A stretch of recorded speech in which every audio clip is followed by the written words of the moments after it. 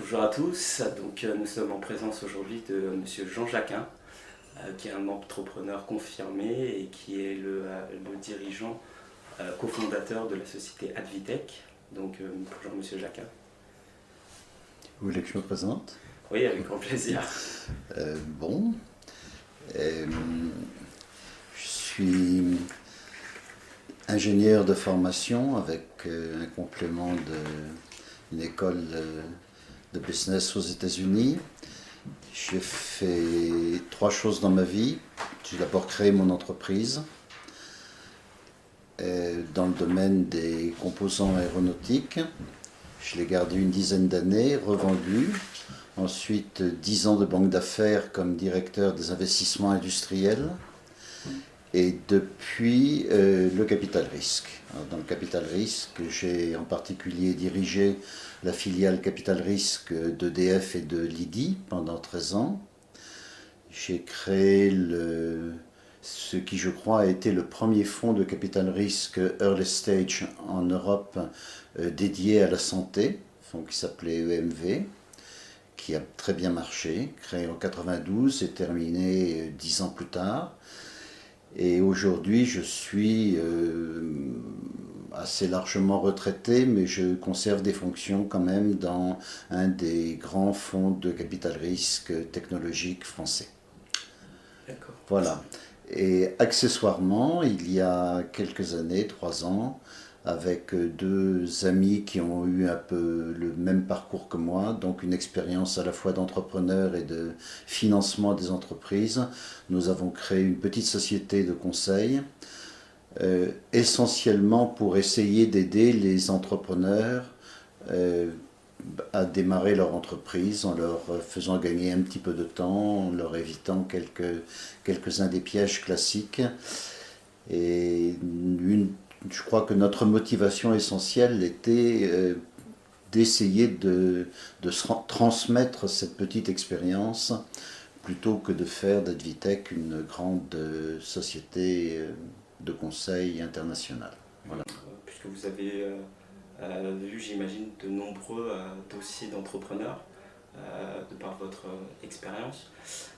Quel est le constat que vous en faites par rapport au dossier que vous voyez passer?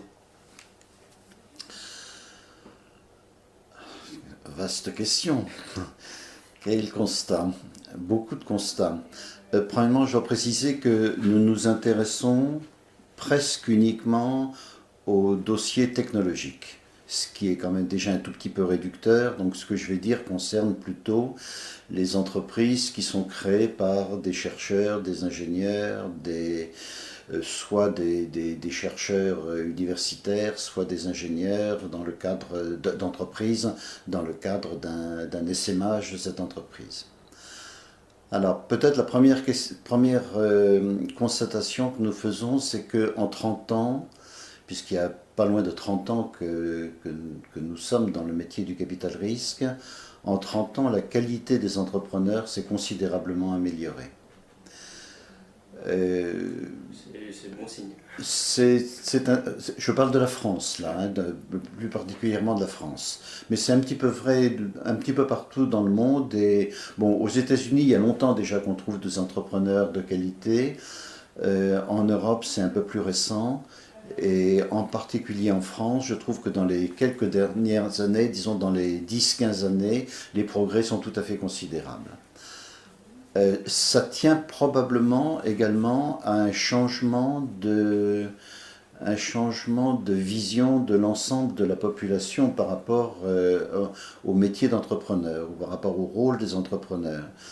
Je ne vais pas trop caricaturer, mais enfin, quand j'ai commencé à travailler, créer son entreprise, c'était... même pour un ingénieur sorti d'une bonne école, c'était un petit peu considéré comme dégradant. Ce qui était bien, c'était de faire carrière dans un grand groupe. Il n'y avait pas un statut très très valorisant. Le statut de créateur d'entreprise n'était pas quelque chose de très valorisant.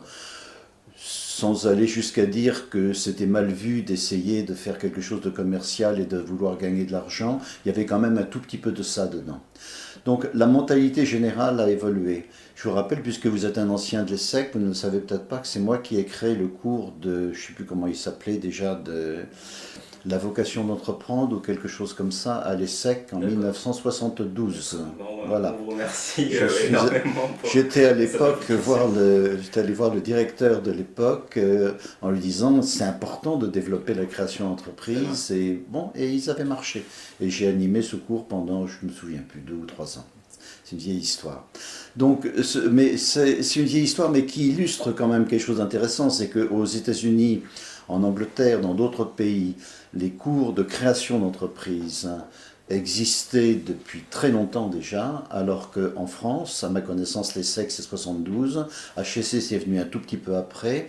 J'ai fait la même chose pour le CPA, mais ça a été dans les années 85-90, je me souviens plus bien. Donc c'est quelque chose qui est relativement récent. Donc il y a eu à la fois une évolution générale des idées.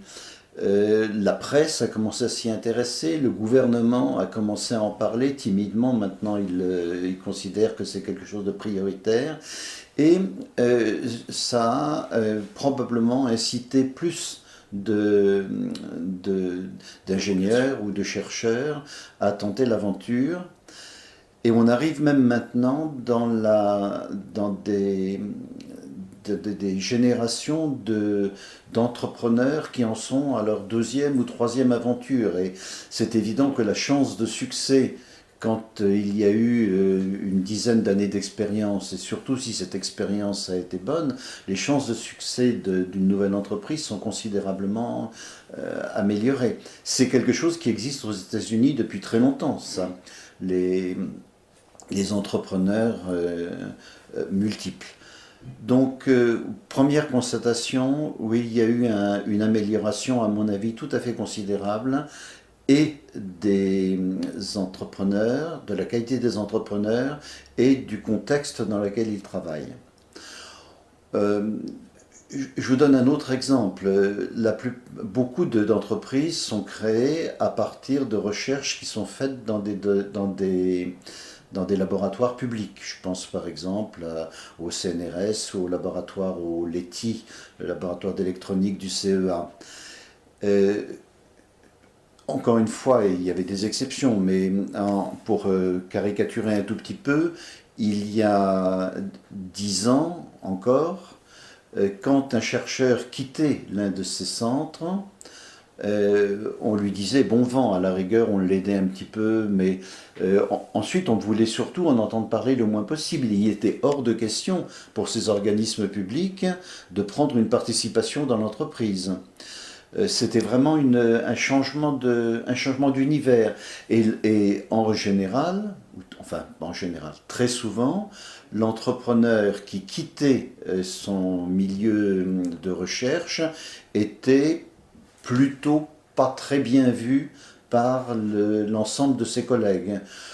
Un petit peu jalousé, au cas où il réussirait, on lui en voulait au départ, et puis de toutes les façons mal vu parce que c'était quand même un petit peu quelque sorte un abandon du service public. C'était pas bien. Aujourd'hui, les choses ont considérablement évolué. Il y a toujours des gens jaloux qui vont en vouloir aux chercheurs qui quittent le centre. Il y en a toujours quelques-uns qui considèrent que ce n'est pas bien, mais il y en a aujourd'hui, en général, une majorité assez forte qui disent c'est très bien, bravo, ça nous fait plaisir. Et autre chose intéressante, les centres de recherche qui font de l'essaimage cherchent à valoriser. On me disait hier qu'un des très grands laboratoires publics, par exemple, en ce moment, est disposé à aider le chercheur a créé son entreprise, mais exige d'avoir 15% du capital au moment du premier tour majeur de financement. Donc ça montre un changement d'attitude tout à fait considérable vis-à-vis de l'entreprise. 15%, c'est beaucoup pour c'est énorme. Ouais. C'est énorme. À mon avis, ça va poser d'autres problèmes, oui, ça. Oui. Mais on pourra en parler, mais Il y a un problème majeur d'ailleurs, c'est qu'on dit 15%, c'est obligatoire, mais on ne dit pas dans quelles conditions le financement va se faire. Donc qu'est-ce qui se passe si ce centre de recherche n'est pas d'accord avec les autres investisseurs sur la valorisation? Bon, on en est encore dans les... Tout ça, ça mérite de se rôder. Ce que je voulais signaler simplement, c'est qu'il y a un changement tout à fait considérable de la qualité des entrepreneurs et du contexte dans lequel ils travaillent, même s'il y a encore des problèmes, notamment par exemple du côté du financement, même notamment du côté de l'attitude des banques, etc. etc. Mais enfin, globalement, ça va bien. Ça s'améliore. Alors j'avais fait faire un sondage auprès de nos auditeurs. Pour beaucoup, ils sont sur la démarche de vouloir créer leur entreprise. Donc ils ne savent pas forcément par quoi commencer. Donc généralement quand on a une idée, on souhaite faire un business plan, un dossier financier. Vous qui en avez vu passer beaucoup, notamment dans le secteur technologique, quels sont les conseils que vous pourriez donner à ces personnes qui souhaiteraient se lancer mais qui ne savent pas forcément par quoi et par où commencer? Vaste sujet. Également. Il y a plusieurs angles de réponse à votre question. Bon, je crois que premièrement, il faut que l'entrepreneur sache vraiment lui-même ce qu'il a envie de faire. On voit un certain nombre de dossiers qui, de toute évidence, ne reposent pas sur grand-chose. C'est simplement, bon tiens, j'ai envie de faire patron, qu'est-ce que je pourrais bien faire? Et puis, ils prennent la première idée qui leur vient à l'esprit. Je pense qu'un dossier n'a de chance d'aboutir, de trouver son financement et ensuite de réussir que s'il correspond à une véritable réflexion. Ça, c'est une évidence. Alors, en supposant qu'il y ait un réel projet, ma recommandation, c'est de ne pas se précipiter à rédiger quelque chose. Bien sûr, bon, tout le monde sait aujourd'hui ce qu'est un business plan. Un business plan, c'est un dossier dont le format maintenant est à peu près bien défini et qui balaye le produit, la propriété industrielle, la concurrence, ensuite l'organisation commerciale, l'organisation humaine, etc., etc., puis naturellement tout le plan de financement. Et une tentation peut être de commencer par le début, par exemple le produit, puis ensuite on s'attaque au dossier commercial et puis on va jusqu'au bout. Et le risque en faisant ça, c'est d'arriver au bout de plusieurs mois de travail, pour découvrir qu'on a quelque chose qui est incohérent. Incohérent, par exemple, c'est les idées que l'on avait au départ en matière de commercialisation et donc de chiffre d'affaires visés apparaissent incohérents avec les besoins financiers de l'entreprise, par exemple. Ou bien incohérents avec les ressources que soi-même on peut trouver, parce qu'il est bien évident que même si l'argent est apporté en majorité par des organismes publics ou parapublics et ensuite par des fonds de capital risque, si l'entrepreneur n'est pas capable de trouver un petit peu d'argent par lui-même, ça a peu de chances de marcher.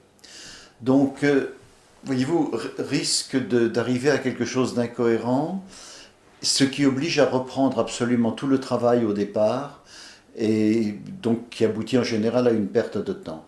Ma recommandation, c'est, avec l'aide de quelqu'un qui vous pose les bonnes questions et qui donc vous évite de tourner en rond en répétant tout le temps la même chose, essayez de dégrossir le projet en abordant tous les aspects. tous les aspects, tout ce que j'ai listé tout à l'heure, encore une fois, le produit, les prix de revient, la propriété industrielle, etc., de manière à vérifier qu'il n'y a pas un gros problème quelque part caché. Et d'ailleurs, ce travail-là permet habituellement de préciser toute une série d'idées. J'ai vu beaucoup de gens qui, après 2 mois passés avec un partenaire extérieur, pas nécessairement une société de conseil payant, hein, ça peut être un ami qui a un petit peu d'expérience et qui est disposé à vous consacrer du temps. J'ai vu beaucoup de gens qui, au bout de 2 mois, avaient des idées très différentes sur leur projet de celles qu'ils avaient au tout début. Des gens, par exemple, qui ont découvert que... Alors ça va peut-être vous paraître un petit peu gros ce que je vais vous dire là, mais quelqu'un qui n'avait pas du tout réalisé que son projet n'avait de chance que si, dès le départ, il était international. C'est pas évident. Il y a certains produits, certains marchés qui sont tellement segmentés géographiquement que vous pouvez parfaitement envisager de créer une entreprise uniquement sur la France, voire sur une région française. C'est le cas d'ailleurs de beaucoup de sociétés de services dans lesquelles il est difficile de dupliquer le modèle dans d'autres régions puisque ça dépend uniquement du personnel dont vous disposez.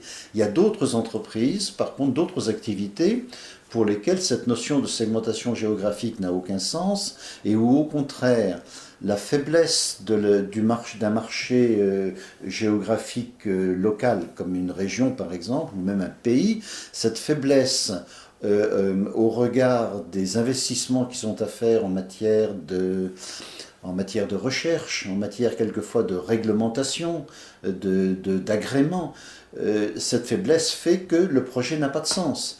Eh bien, alors ça c'est une évidence pour des gens qui ont fait de bonnes études comme on peut le faire à l'ESSEC, c'est une évidence et pourtant je vous assure que nous voyons encore souvent des personnes qui étaient parties sur des marchés qui de toute évidence n'étaient pas cohérents avec le reste du dossier.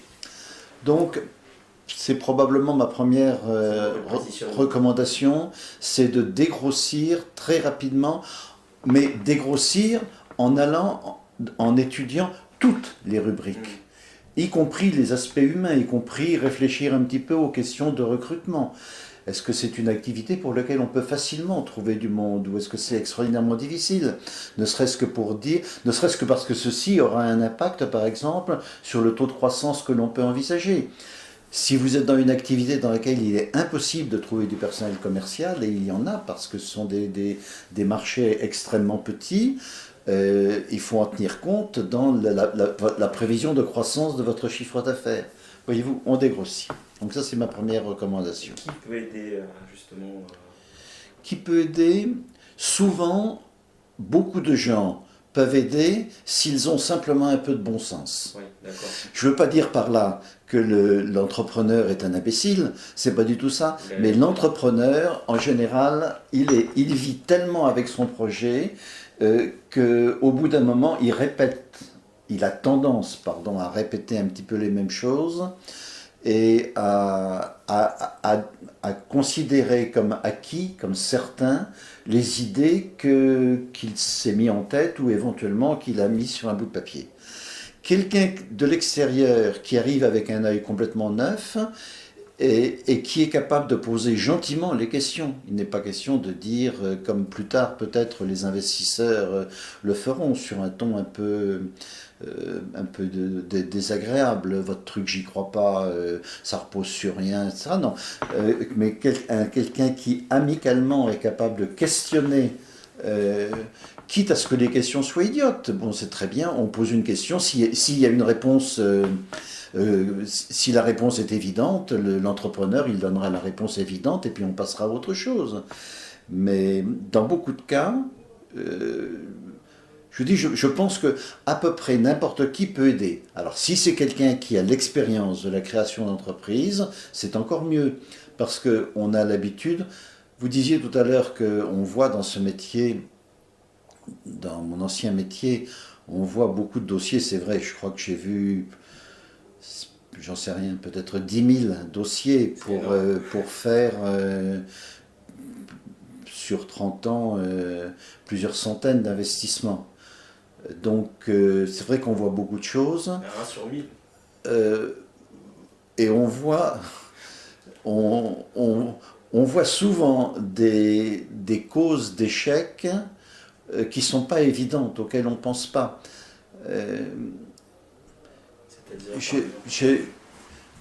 J'ai l'habitude de dire que le taux de risque de la création d'entreprise est quasiment incompressible sans qu'on puisse dire pourquoi exactement, d'où va venir le problème. On peut dire les choses autrement, quand vous vous promenez dans la rue, vous partant de grand vent, vous avez une forte chance de recevoir une tuile sur la tête, mais vous ne pouvez pas dire de quel toit elle va tomber, la tuile. La petite entreprise, pendant les quelques premières années, la petite entreprise est extraordinairement fragile. Elle n'a aucune réserve de rien. Elle n'a pas de réserve de personnel, elle n'a pas de réserve de clients, elle n'a pas de réserve de fournisseurs, elle n'a pas de réserve de crédibilité vis-à-vis des banquiers. Donc la moindre chose peut la faire capoter. Ce qui serait un petit caillou sur la route pour une grosse voiture flanque dans le fossé l'entreprise qui démarre. Et vous pouvez voir n'importe quoi. On voit des entreprises qui disparaissent simplement parce que le chef d'entreprise tombe brusquement malade. Et il tombe brusquement malade, soit d'une maladie somatique, soit simplement parce qu'il ne résiste pas au stress. Ça peut arriver. Si le chef d'entreprise est sur le flanc pendant 1 mois ou 2, ça peut être suffisant. Une entreprise peut disparaître parce que elle est tributaire d'une ou 2 grosses machines qui ont coûté très cher, dans certains cas, et la machine tombe en panne. Et la machine tombe en panne parce que c'est la faute à pas de chance, mais ça peut être aussi parce que, comme elle a été livrée avec un peu de retard, on veut rattraper le temps perdu, donc au lieu de la faire travailler 8 heures par jour avec un bon ouvrier, on la fait travailler en 2 équipes, la deuxième avec quelqu'un qui a été mal formé et qui détruit la machine. Je n'invente pas ça, c'est les choses que j'ai vues. J'ai vu quelque chose d'absolument dramatique avec un entrepreneur extrêmement brillant qui faisait marcher sa machine. Il avait une seule grosse machine, il la faisait marcher en 3/8 et c'est lui-même qui faisait le 3e. Et c'est un des 2 autres qui a détruit la machine. 4 mois d'arrêt, ça a été la mort de l'entreprise. Une entreprise peut disparaître parce que elle a un jour un geste de mauvaise humeur du banquier. Le banquier... alors, je sais bien que les banques ne sont pas faites pour prendre le risque de financer une petite entreprise. C'est pas leur rôle. Mais les banques, au bout de 1 an, 2 ans, 3 ans, peuvent commencer à rendre quand même quelques services. De toute façon, vous ne pouvez pas faire fonctionner une entreprise sans banque. Si les relations entre le chef d'entreprise et le banquier ne sont pas exactement ce qu'elles devraient être, vous pouvez très bien avoir un jour un geste de mauvaise humeur d'un banquier qui, un coup classique par exemple, c'est de profiter de la période des vacances. La personne qui s'occupe de votre compte est en vacances, elle est remplacée par quelqu'un d'autre, quelqu'un d'autre juge le dossier pas très très solide et refuse de faire une échéance par exemple. Ce sont les choses qui arrivent, ça. C'est malheureux ça. C'est malheureux. Et c'est aussi en partie de la faute du chef d'entreprise, mais c'est de la faute du chef d'entreprise parce que, comme il était submergé, il n'a pas pris le temps de maintenir le dialogue, d'expliquer ce qu'il faisait, de donner confiance dans ses prévisions. Voilà. Mais il ne peut pas tout faire. Et encore une fois, il est tout seul, enfin il n'a pas beaucoup de monde avec lui. Donc ce que je veux dire, c'est que les causes d'échec d'une petite entreprise sont véritablement extraordinairement nombreuses et on n'y pense pas toujours. En particulier, quand on crée son entreprise, c'est qu'on est enthousiaste. on est enthousiaste, on est un peu caractériel, parce que si on n'était pas caractériel, on resterait bien au chaud dans une grande boîte, on ne s'embêterait pas avec ça. Donc on a une personnalité forte, et une personnalité forte, a priori, elle voit plutôt la route ouverte, dégagée, la confiance dans son projet, et donc elle ne pense pas nécessairement à tous les risques. Donc, pour répondre à votre question, qui peut aider quelqu'un à dégrossir son business plan au départ? C'est mieux, en effet, si c'est quelqu'un qui a déjà vu beaucoup de choses et qui peut mettre en garde contre tel et tel risque. On a parlé vous avez évoqué rapidement en fait les emprunts bancaires, que les banques arrivaient un peu après. J'avais vu à un moment des statistiques qui disaient que la plupart des personnes qui se lancent, les entrepreneurs, commençaient toujours d'abord par un emprunt bancaire avant d'aller voir un fonds d'investissement. Personnel, un emprunt personnel. Oui, bien sûr, c'est vrai. Je vous disais tout à l'heure qu'il faut en effet qu'il y ait un petit apport personnel. Pour de multiples raisons. Un financier professionnel, un investisseur en capital, il n'investit pas sur un projet, il n'investit pas sur une idée, il investit sur un bonhomme ou une bonne femme.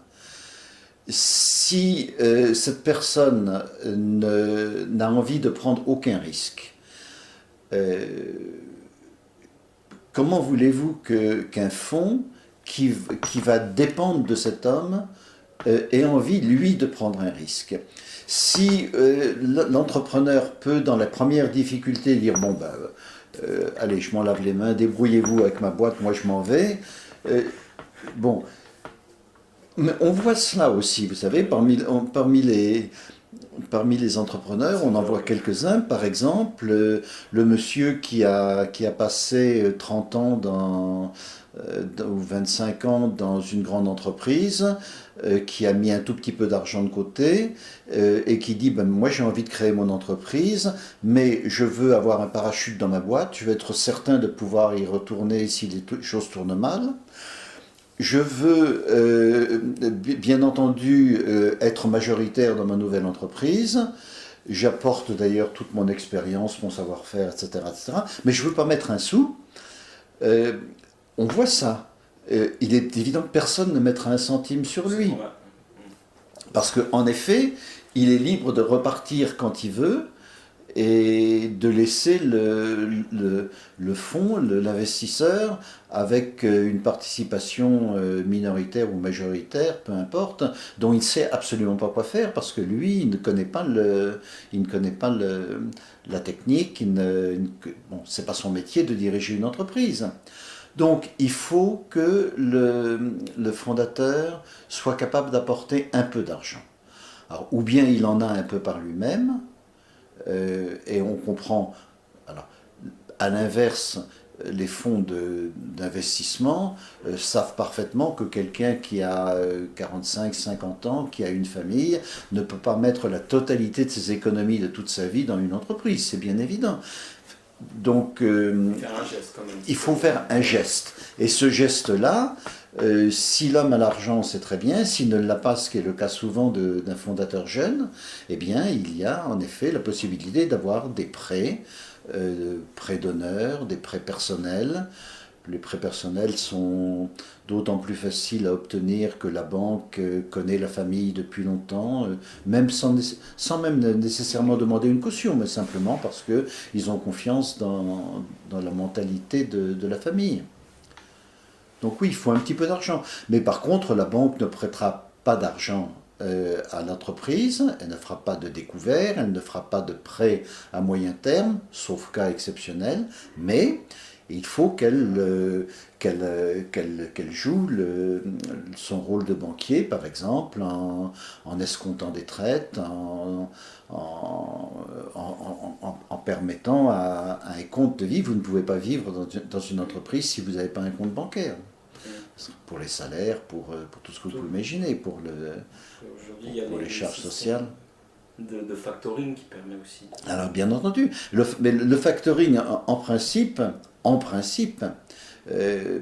quand tout le monde est honnête, le factoring est rigoureusement sans aucun risque pour l'organisme qui le pratique.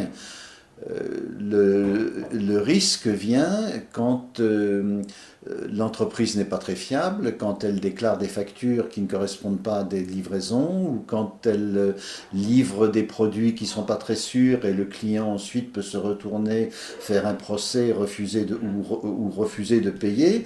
Bon, mais normalement, quand une entreprise se comporte bien et quand les gens sont honnêtes, le factoring est sans risque. Tout à fait. Très bien. Vous qui avez vu passer plus de 10 000 dossiers et vous disiez que vous aviez investi dans une centaine à peu près, quels ont été les points sur lesquels vous avez dit oui, qui a déclenché votre oui pour poursuivre un dossier ou pas? Alors, on a fait plus que 100, hein, c'est plusieurs centaines. Surtout au début, je faisais des investissements plutôt petits, par conséquent, ça représentait pas mal d'affaires. Aujourd'hui, d'abord, je ne suis plus opérationnel, j'ai encore des fonctions dans un fonds, donc quand je dis c'est moi, ce n'est plus moi qui étudie les dossiers, mais enfin, je les vois passer. Alors, pour répondre à votre question, c'est compliqué. Premièrement, il faut qu'au départ, il y ait un minimum de coup de cœur. Il faut que globalement, on aime bien le dossier. Alors à quoi ça tient? Ça tient à beaucoup de choses. Ça tient à la façon... En général, on commence d'abord par avoir un document écrit. La plupart du temps, avant de voir l'entrepreneur, on voit un document écrit. Il faut que ce document écrit, ou l'executive summary, comme on dit en français, le teaser du dossier, il faut que ce soit agréable à lire. Il faut qu'au bout de 2 pages, 3 pages, on ait compris de quoi il s'agit, on ait compris les enjeux, on ait compris les aspects positifs. Bien entendu, on ait compris la rentabilité espérée du dossier. Donc il faut que ce soit clair, et en plus de ça, il faut que ce soit agréable à lire. Bon, alors j'appartiens à une génération qui n'existe peut-être plus, où on attache un peu d'importance à la forme, mais c'est vrai que les dossiers mal rédigés, mal présentés, bourrés de fautes d'orthographe, d'anglicisme excessif et de choses de ce genre, ça agace. Donc il faut qu'il y ait premièrement un coup de cœur. Alors, deuxièmement, ensuite on réfléchit, on essaye au-delà du coup de cœur, de vérifier, comme je vous le disais tout à l'heure, la cohérence. Une des premières questions qu'on se pose, c'est: est-ce qu'il est plausible pour une petite entreprise de réussir sur ce type de marché? Je vous donne un exemple, un peu excessif aussi, mais quelqu'un qui vient en France aujourd'hui avec l'intention de fabriquer des semi-conducteurs hard, la réaction, ou quelque chose qui tourne autour des semi-conducteurs, la réaction instinctive sera: personne n'a jamais réussi en France. Enfin, j'exagère, mais pas grand monde a réussi. Quelqu'un qui vient avec un logiciel, on sait très bien que il y a eu beaucoup de très grands succès en France. Il y a des boîtes qui sont devenues des leaders mondiaux dans le domaine du logiciel. Pourquoi? On dit parce que ça correspond mieux au génie de l'esprit français. C'est peut-être un peu vrai, mais ce qui est surtout vrai, c'est que ça demande considérablement moins d'investissement. Et en plus de ça, c'est un marché qui se renouvelle peut-être plus vite, qui n'est pas dominé par les monstres mondiaux qui existent actuellement. Donc, première réflexion, on se dit, bon, ce type de produit-là, est-ce qu'il y a une chance de réussir ou pas? Dans le domaine de la pharmacie, par exemple, on sait très bien qu'il y a des secteurs qui sont porteurs, il y en a d'autres qui sont moins porteurs, mais si on envisage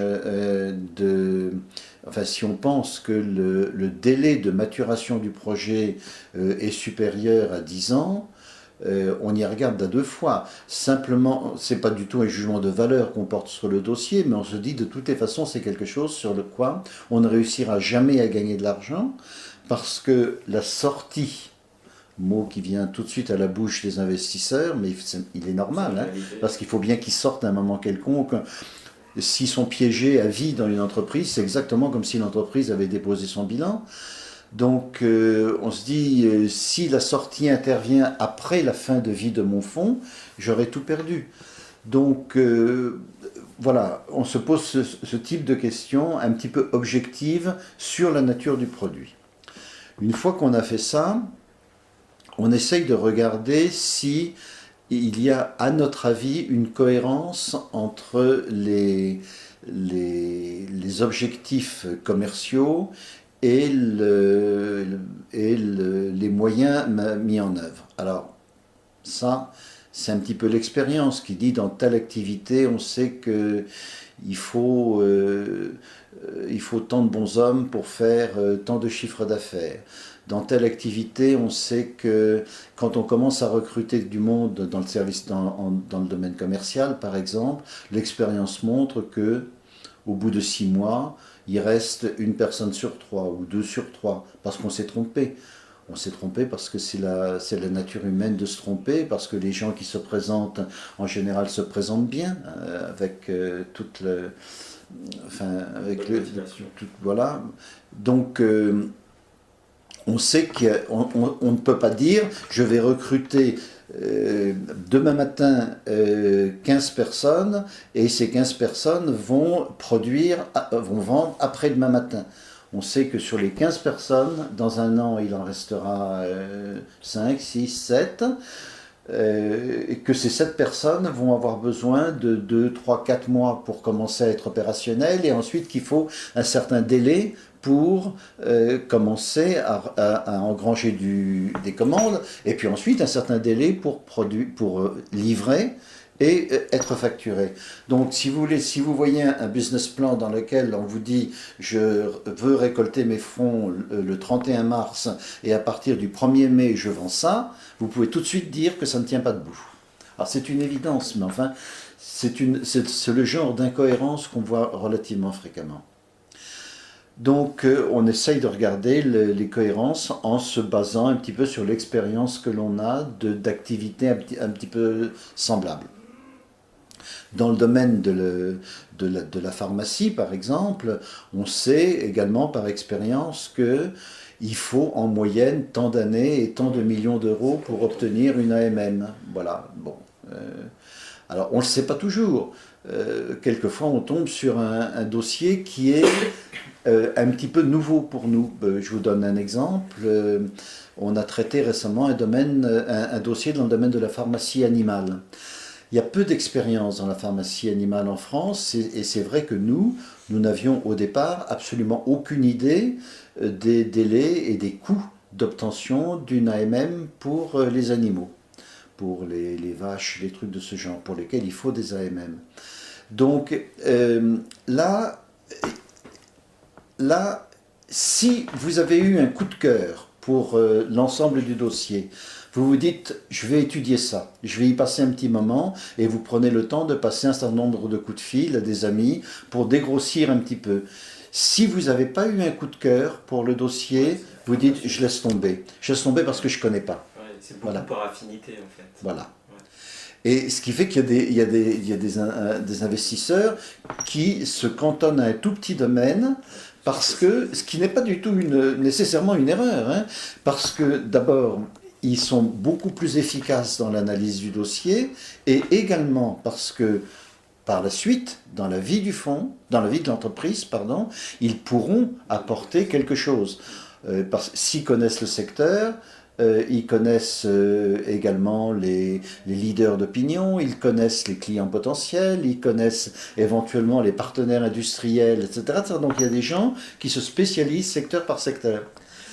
Si vraiment vous avez un coup de cœur pour quelque chose, vous vous dites, bon, je ne connais pas, mais ça me paraît suffisamment intéressant pour que j'y consacre du temps, ça va être une diversification, comme une entreprise industrielle fait une diversification. Après ça, vous regardez les aspects financiers, bien entendu. Vous essayez de voir, encore une fois, s'il y a des cohérences. Il faut être très prudent parce qu'aujourd'hui, le culte du tableur permet de fabriquer des documents qui ont une grande apparence de cohérence. C'est rare, surtout si vous êtes passé par un expert comptable qui dispose de ce genre d'outils, c'est rare qu'il y ait de grossières incohérences comme on le voyait avant. C'est-à-dire que le compte d'exploitation, le bilan, les plans de financement sont entre eux parfaitement cohérents. Ça ne veut pas dire pour ça qu'ils sont exacts, parce que sur un tableur, vous pouvez faire varier n'importe quel paramètre, la machine calcule instantanément tout le reste, et donc vous ajustez vos paramètres jusqu'à ce que vous ayez le résultat qui vous convient, sans que ça repose nécessairement sur quelque chose de très solide. Donc à ce moment-là, il faut vraiment rentrer dans le détail. Et pour ça, il faut que dans le fond, ce qui n'est pas toujours le cas, dans le fonds d'investissement, il y ait des gens qui connaissent un peu la comptabilité. Il y a une tendance dans beaucoup de fonds d'investissement, en France, à l'étranger aussi, mais en France c'est très manifeste, à rechercher plutôt chez les chargés d'affaires dans ces fonds, de rechercher des individus qui ont des grosses têtes et une bonne capacité d'analyse stratégique.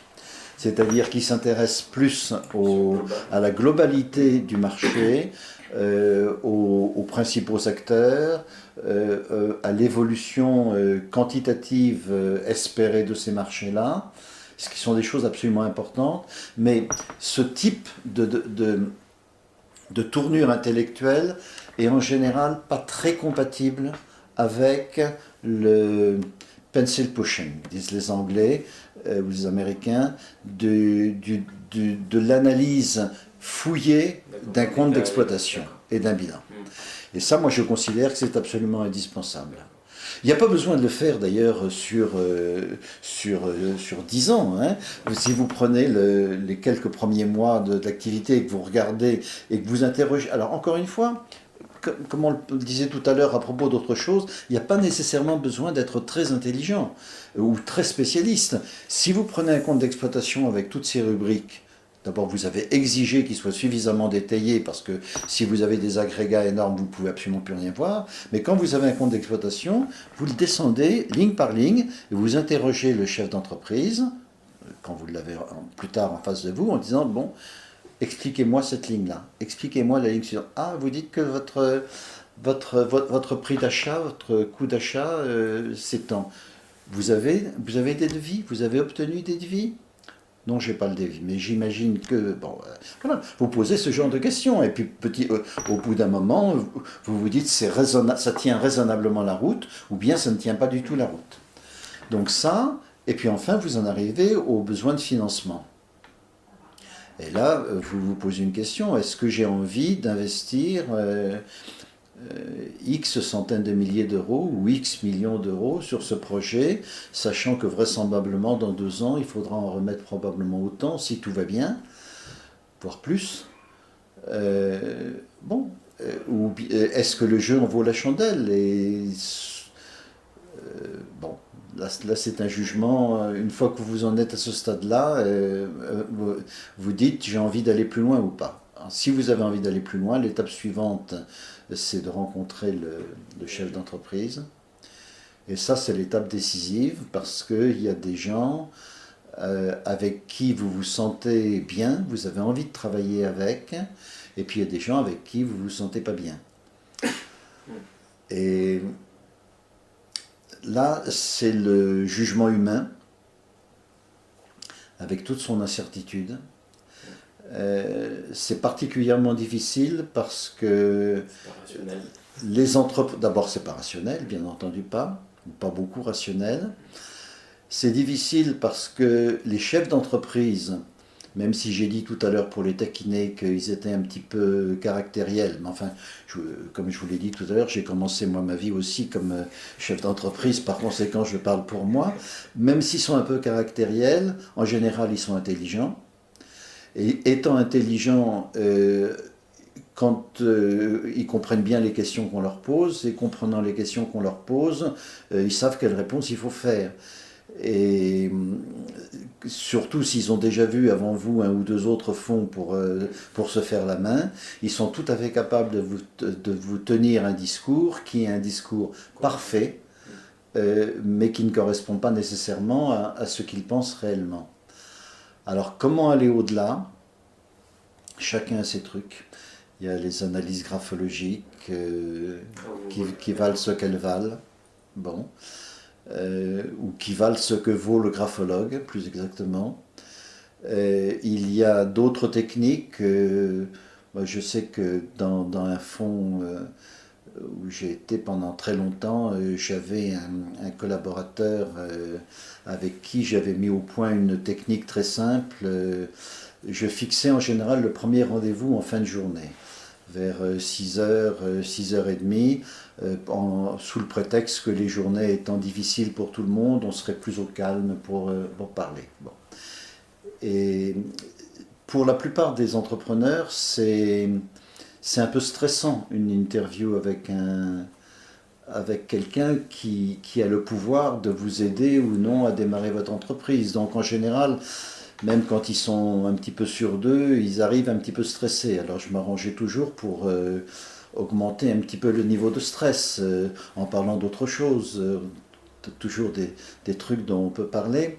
Et le temps passait et à 7 heures du soir, mon collaborateur venait me voir, entrer en trompe dans mon bureau. Je ne savais pas que tu avais quelqu'un, excuse-moi, mais écoute, j'ai eu une journée, c'est absolument terrible. J'ai absolument besoin de boire quelque chose. Je venais de te demander, c'est une très bonne idée, on va boire tous les trois. Et il venait, il amenait une bouteille de n'importe quoi, de vin blanc, ou de bon, et on buvait encore une demi-heure, ce qui avait le don d'irriter un petit peu l'entrepreneur. Et puis après ça, je lui disais, bon attendez, il est 7h30 maintenant, on ne va pas commencer à bavarder, on va aller dîner. Et on va parler tout en dînant.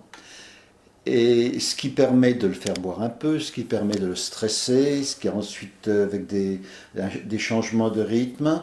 Et c'est un truc qui vaut ce qu'il vaut, mais ça m'a permis à plusieurs reprises de mieux cerner la personnalité de l'homme que d'un entretien très formel dans un bureau.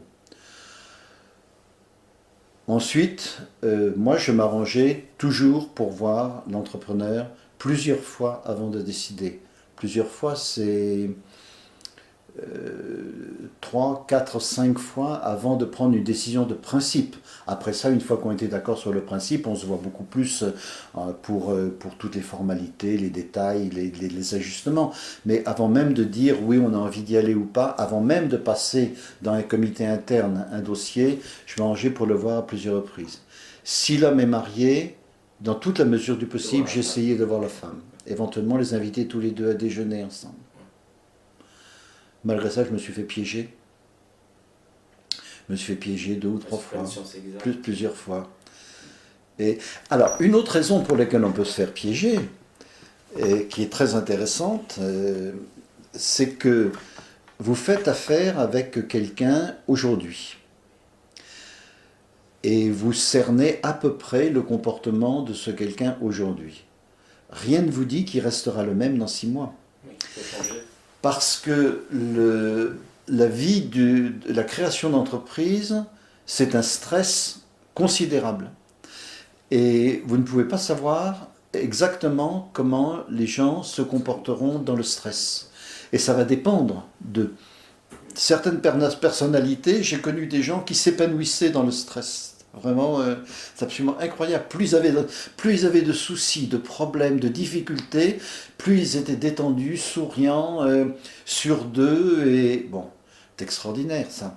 J'en ai connu d'autres qui, dans les premières difficultés, s'effondraient complètement.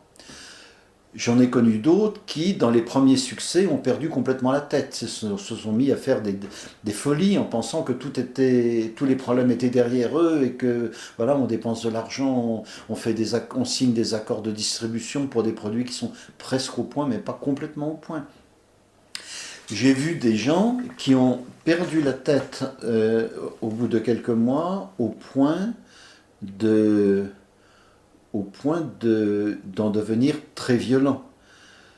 Je me souviens de deux créateurs d'entreprises qui étaient venus me voir une fois en disant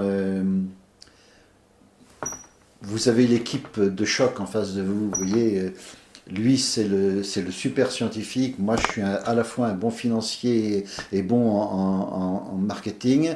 À tous les deux on va faire une équipe absolument extraordinaire. En plus de ça, ça fait 30 ans qu'on se connaît, on travaille dans la même boîte depuis très très longtemps, on a l'habitude même de se voir le week-end, nos femmes se connaissent et s'adorent, donc on pourra rester au bureau jusqu'à minuit tous les soirs, il n'y a pas de problème, elles habitent l'une à côté de l'autre et s'y en compagnie. Vraiment, le discours absolument, je caricature là, ce discours-là, très très bien fait par deux types en plus éminemment sympathiques. Au bout de 6 mois, ils ont eu tout un tas de soucis, parmi les choses inéluctables auxquelles je faisais allusion tout à l'heure. Ils en sont arrivés à presque s'entretuer. Quand je dis presque, c'est devenu violent. Ça a été la bagarre physique. Parce que ces deux hommes qui avaient partagé plutôt le travail intellectuellement gratifiant d'un grand labo, n'avaient pas du tout, et qui s'entendaient bien pour faire ça, qui n'avaient partagé que ça, n'ont plus été capables de partager le stress, les difficultés, les clients mécontents, les problèmes financiers, etc., etc. Donc, vous voyez la difficulté, c'est que même si vous êtes un génie, savoir ce que deviendront les individus quelques mois plus tard, c'est extrêmement difficile. Et je ne sais pas si les graphologues savent dire ça. Peut-être qu'il y a des signes dans la graphologie qui peuvent permettre de deviner. Il y a peut-être des indicateurs de fragilité. Bon, je ne sais pas. Mais c'est pas facile. Voilà. Donc, voilà, la démarche, c'est très, très traditionnel. Je crois que tout a été dit et écrit sur le sujet. C'est en effet l'expérience qui fait la différence. Côté investisseur ou côté investisseur. Au côté entrepreneur, on a dit un petit mot tout à l'heure. Aussi, ça peut aider. Encore que, c'est pas évident. Vous savez, il y a moi, j'ai vu des gens qui ont démarré leur entreprise en sortant d'école et qui ont réussi admirablement. Voire quelquefois sans même être sorti d'école. Hein. J'ai souvent tendance à dire, en caricaturant un petit peu, là aussi, voire caricaturant beaucoup, que les écoles, elles ne servent qu'à ceux qui ne sont pas capables de s'en sortir autrement. Hein. Ça limite la casse, mais le type qui est vraiment un génie, quelquefois n'a pas besoin d'avoir fait des études très, très approfondies. En tout cas pas dans le domaine business, dans le domaine scientifique peut-être, parce que ça s'invente pas. Mais oui, l'expérience, elle n'est pas complètement indispensable pour l'entrepreneur. Pour l'investisseur, je crois qu'elle l'est. C'est-à-dire avoir eu peut-être... quels sont le profil type d'un investisseur? Est-ce que ce sont d'anciens entrepreneurs généralement ou des personnes issues de la banque, par exemple? La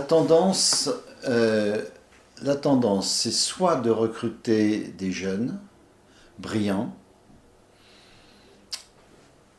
surtout avec des diplômes scientifiques brillants, soit de recruter des gens qui viennent de la finance ou du conseil. Ça veut dire cela qu'on privilégie le côté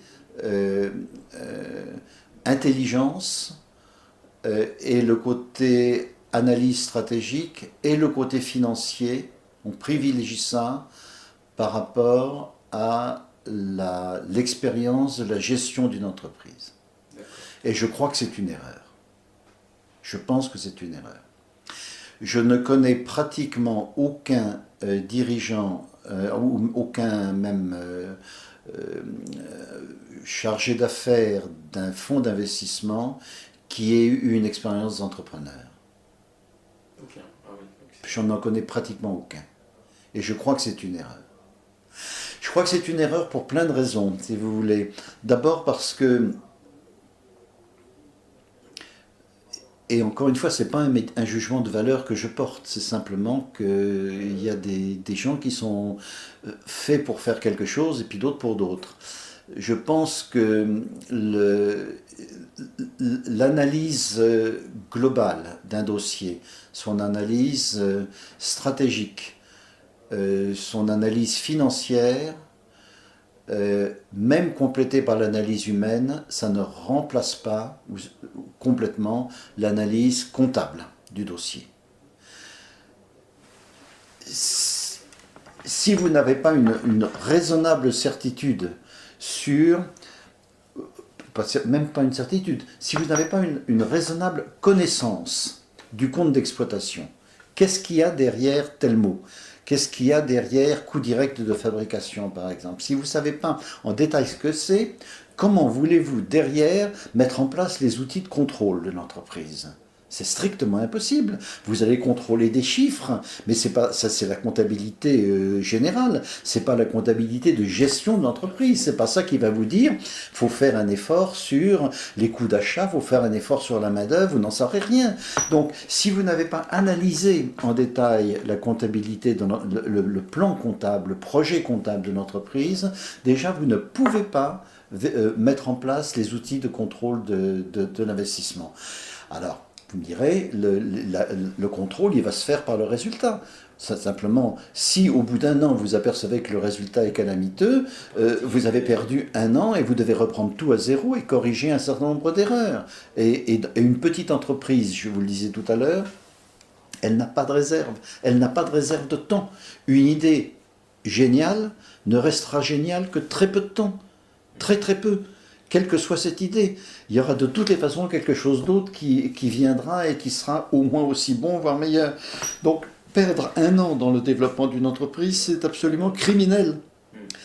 Donc, pour en venir à mon discours, je pense qu'il faut pouvoir être capable de faire une analyse comptable. Et le deuxième intérêt d'avoir été au manivelle soi-même, c'est que ensuite, quand vous dites au chef d'entreprise, je pense que vous devriez réfléchir à ça. Vous lui dites gentiment, en respectant son boulot, bien sûr, en vous intéressant à ce qu'il fait. Et pour vous intéresser à ce qu'il fait, il faut être rentré dans le détail, il ne faut pas être resté de très très haut. Il y a beaucoup de gens, beaucoup d'investisseurs qui, quand ils viennent voir le chef d'entreprise, s'asseyent en face de lui à son bureau et regardent les comptes, mais qui ne veulent pas aller voir dans l'atelier ce que le type fabrique. C'est complètement calamiteux sur le plan des relations. C'est une forme de mépris vis-à-vis de ce qui représente quand même 95% en temps en tout cas, des soucis du chef d'entreprise. Si vous voulez avoir ce type d'attitude et pouvoir dire à quelqu'un avec une chance d'être écouté, je vous conseille de faire ça, vous devriez regarder ça. J'ai vécu telle circonstance, bon bien sûr rien n'est jamais identique, mais à mon avis, face à tel type de problème, voilà ce que vous voudriez faire. Vous ne pouvez faire ça que si vous-même avez été déjà au manivelle.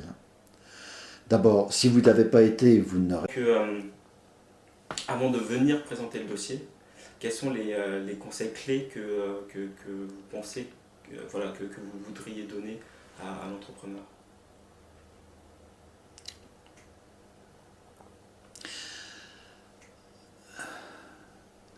Alors, il y a plusieurs étapes. Il y a pendant la rédaction du business plan et une fois le business plan supposé, terminé et bien fait.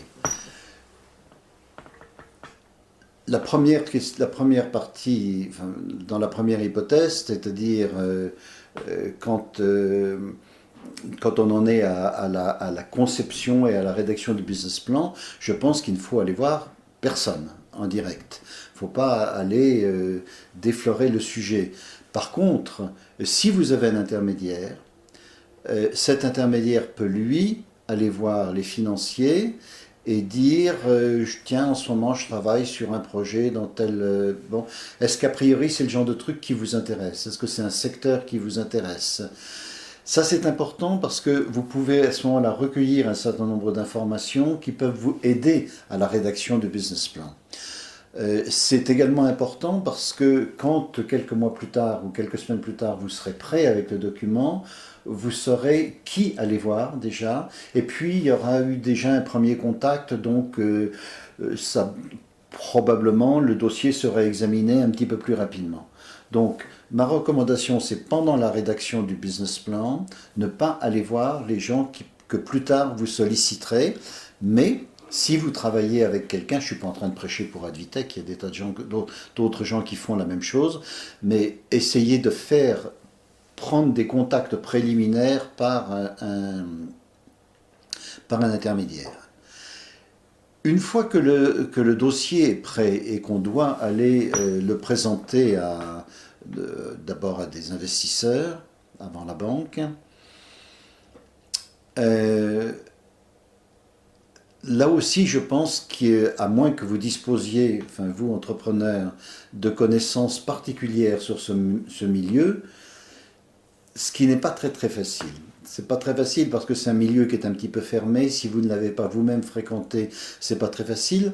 Et puis en plus, c'est difficile parce que c'est un métier qui évolue. Dans les fonds qui sont dans l'orbite de grands organismes financiers, il y a un turnover qui est relativement important, donc c'est pas très facile de bien connaître les fonds. Et puis en plus de cela, même les fonds qui sont des fonds privés, autonomes, qui ne dépendent pas d'organismes financiers, il peut y avoir des variations d'un moment à un autre, ne serait-ce que par rapport à l'âge du fonds qui investit. Vous savez que les fonds sont créés pour une période de 8-10 ans, donc il y a une phase d'investissement de 4 ans. Suivant que vous êtes au début de la phase d'investissement ou à la fin de la phase d'investissement, vous ne pourrez pas présenter le même projet. Enfin, il y a des spécificités, des goûts particuliers pour tel ou tel type d'industrie, et c'est difficile d'être bien informé de l'extérieur sur les comportements et les mentalités des fonds. Donc c'est pour ça qu'il peut être utile de faire appel à quelqu'un. Alors faire appel à quelqu'un, pourquoi? Pour choisir votre fonds. Et choisir votre fonds en fonction de plusieurs critères. Celui évidemment qui a le plus de chances de s'intéresser à vous.